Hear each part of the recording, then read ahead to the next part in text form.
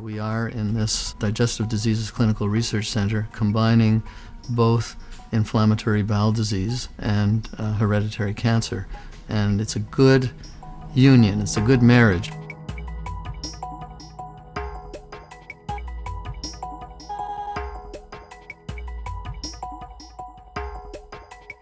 At the center, there's research going on in so many different areas. So there's lab research that's going on, there's clinical research involving trials, and it's really a unique place because it's truly bench to bedside research. And this is the kind of research where new discoveries happen, new treatments happen, so that advancements can be made.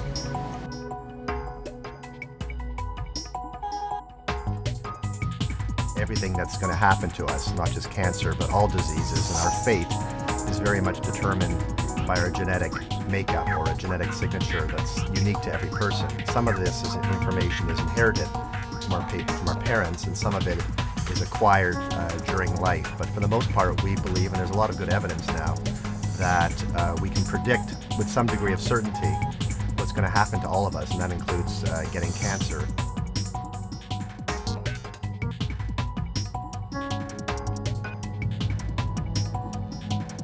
Polyposis means there are multiple polyps. And we know now, and we've learned over the years, particularly in the 90s, the progression of polyps to cancer.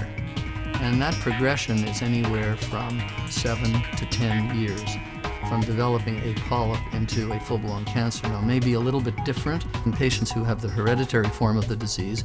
It may progress more quickly.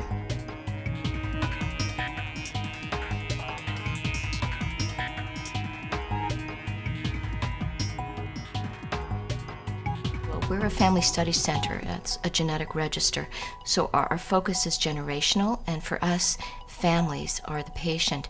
And in this case, it's families at high risk for rare forms of inherited colorectal cancer. My name is Stephanie Lerner. I'm 54 years old. I'm a bookkeeper. I work from home. I have 2 grown-up children. I have a husband. We've been married for 34 years. In the hospital, I had 2 days of blood transfusions. I was scoped and told I had all these polyps. I think my reaction more was the fact I had cancer, and my husband, who had freaking out the fact that I was now being diagnosed with cancer and having small children. We couldn't believe this is happening to us. And I went to have a permanent ileostomy done. They were able to, within days, to take me in and remove the whole colon and the whole rectum.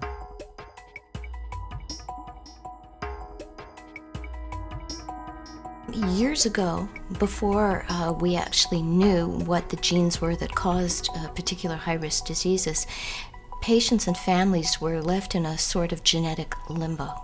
And that's a horrible way to live, with uncertainty. There was no way at that time of confirming whether or not their children would inherit a particular disease gene. They had to wait until the disease actually developed.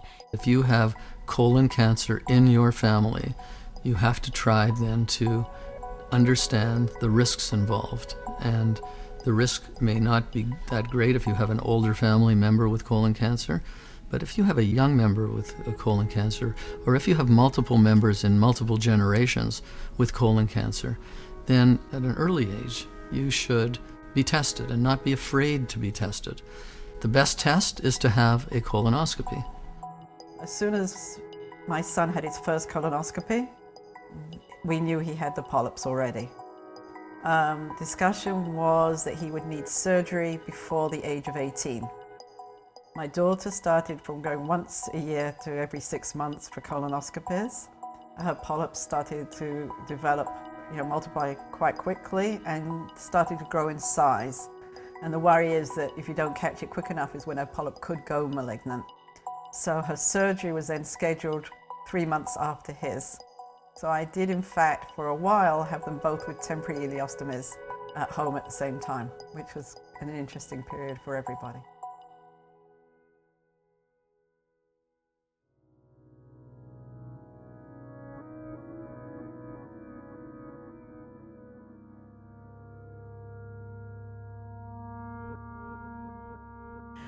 being involved in the research, I think, is a very important thing in terms of cancer genetics, because we're learning so much all the time. And even in the past few years since I've been here myself, we have been able to go back and screen the thousands of samples we have and give many, many families new information and predictive information that's beneficial to their health and their family's health.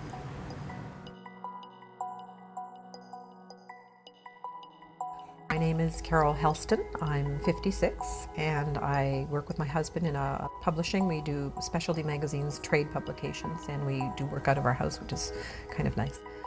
I have two sisters. I'm the baby, but my middle sister first had cancer when she was 34 years old, and she was being treated just for cervical cancer, but she decided that a total hysterectomy, since it was cancer, should be done, and they found out that she had uterine cancer and ovarian cancer at that time. She was 34. It was a bit odd, but they took it all out and everything was fine. And then in 2001, she developed more cancer. This time it was of her common bile duct, and so she had to have a Whipple operation. And at that point in time, her doctor thought it was odd that she'd had already 3-4 primary sites of cancer, and started asking some questions about our family.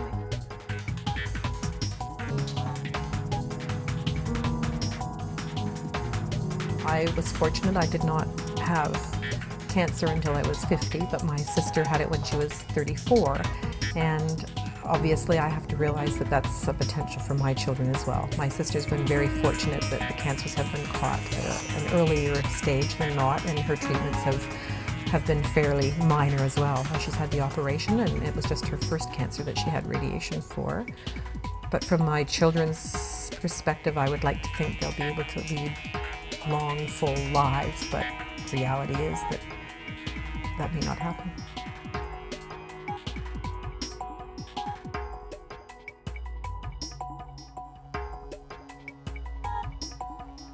We can only explain the genetic basis for some of these patients. We can't explain the genetic basis for many.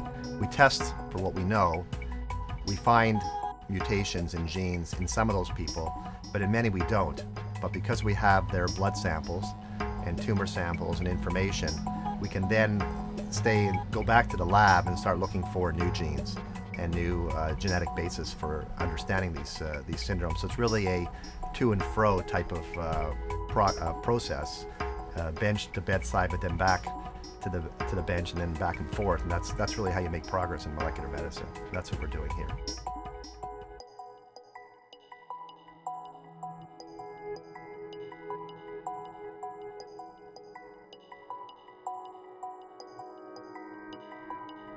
Because we're a multidisciplinary team and we have gastroenterologists that we work with, surgeons, and a psych team as well, we can offer these extra services that go beyond just the genetic testing and identifying families with Lynch syndrome. We can actually care for them over the long term and follow them clinically.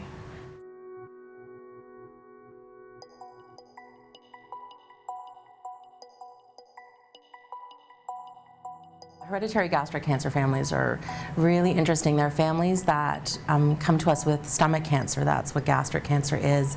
And we have families that are, people diagnosed with stomach cancer at 19 years old, 21 years old, and we try and see if there's a hereditary syndrome running in the family. So what we're doing here actually is looking at the entire genome of some people who have familial pancreas cancer. We're hoping in the next couple of years there may be a major breakthrough in discovering this gene.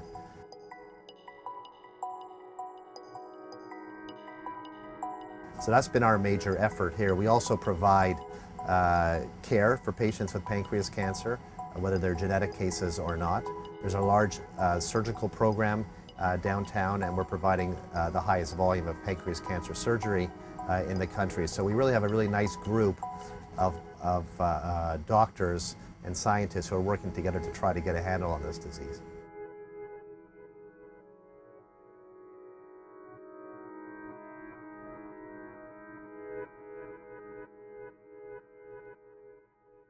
We've also for a very long time been interested in inflammatory bowel disease.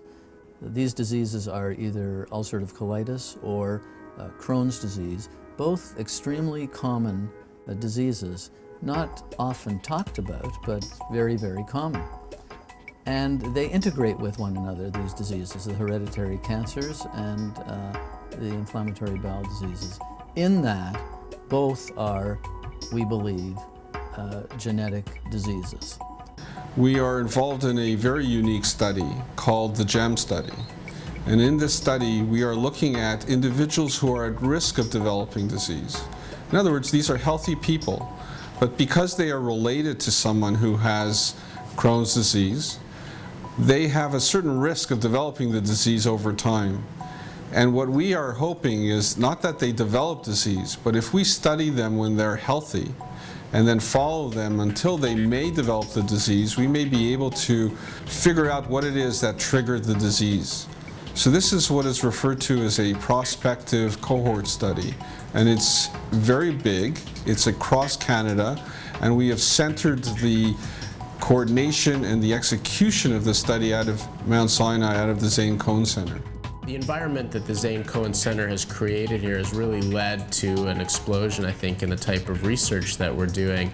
I think this work environment that this center fosters really allows everybody to work together effectively.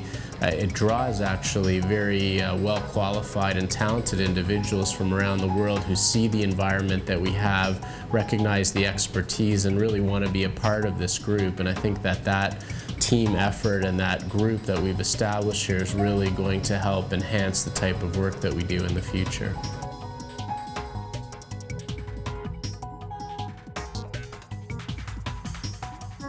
We have already garnered great recognition within our center from local, national, and international institutions.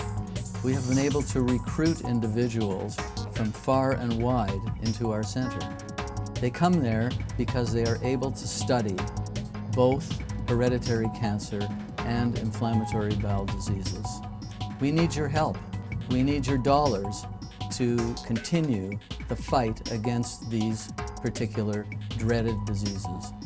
We are determined to find the cure for hereditary cancer and the inflammatory diseases. Please give generously. Please help us. We are all in this together.